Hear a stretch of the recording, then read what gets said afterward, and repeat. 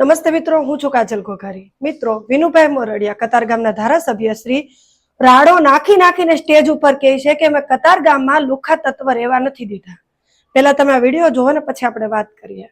સુરતમાં હવે શું પરિવાર સાથે નીકળવું પણ ગુનો થઈ ગયો છે। કતારગામમાં લુખ્ખા તત્વોએ મર્યાદાની તમામ હદો વટાવી દીધી। એક હસતા રમતા પરિવાર પર રીતસરનો કાળો કેર વર્તાવ્યો। ઘટના છે કતારગામના બાપા સીતારામ ચોક પાસેની રૂક્ષ્મણી સોસાયટીની, જ્યાંથી એક પરિવાર શાંતિથી પસાર થઈ રહ્યો હતો ત્યારે અચાનક આ લુખ્ખા તત્વોએ ગંદા પાણીની કોથળીઓ ફેંકી તેમનો રસ્તો રોકી દીધો। વાત એટલેથી ન અટકી, ગાડીઓની ચાવી ખેંચી લીધી, બેફામ ગાળો ભાંડી આખા પરિવાર પર તૂટી પડ્યા।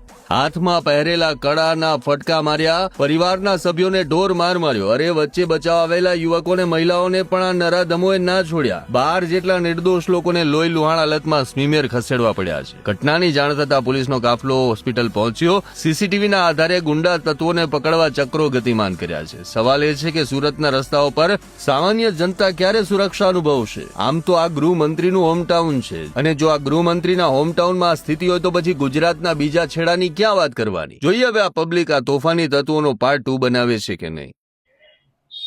આ છે કતારગામનો વિડીયો જે બાપા સીતારામ ચોકનો છે અને જ્યાં વિનુભાઈ પોતે ધારાસભ્ય છે।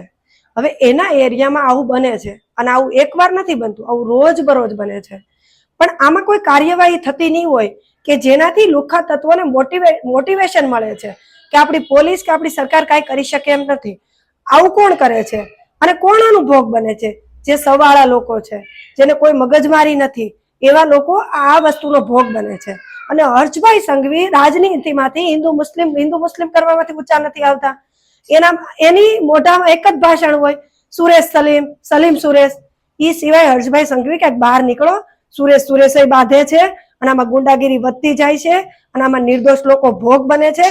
તમારી રાજનીતિ માટે થઈને કેટલા લોકોને ભોગ આપશો અને ક્યાં સુધી તમે ભ્રષ્ટાચારીમાંથી ઊંચા નહીં આવો? મિત્રો, આ વિડીયો વધારે લોકો સુધી શેર કરો અને જાગૃત બનો। જો આનું સારી રીતે કોઈ એક્શન લેવામાં પોલીસ થ્રુ આવતું હોય તો આવું કૃત્ય બીજી વાર ન બને। આવા કૃત્ય કતારગામમાં વારંવાર બને છે। તમે જરૂરથી કમેન્ટ બોક્સમાં બતાવજો। જય હિન્દ, જય ભારત।